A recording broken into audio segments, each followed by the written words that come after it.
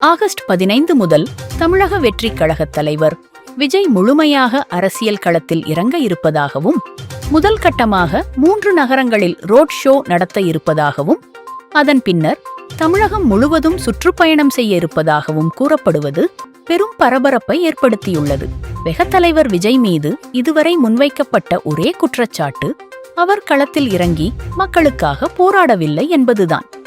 இந்த நிலையில் சமீபத்தில் ஜனநாயகன் படத்தின் படப்பிடிப்பை முடித்த விஜய் அடுத்த கட்டமாக ரோட் ஷோ நடத்த இருப்பதாகவும், இது குறித்த அதிகாரப்பூர்வ அறிவிப்பு விரைவில் வெளியாகும் என்றும் கூறப்படுகிறது.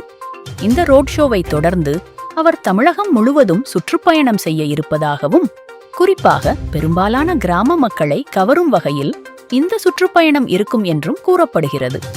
மொத்தத்தில் தவேக தலைவர் விஜய் அரசியல் களத்தில் முழுமையாக இறங்கும் நாள் நெருங்கிவிட்டதால் அவரது கட்சி தொண்டர்கள் மிகுந்த உற்சாகமடைந்துள்ளனர்.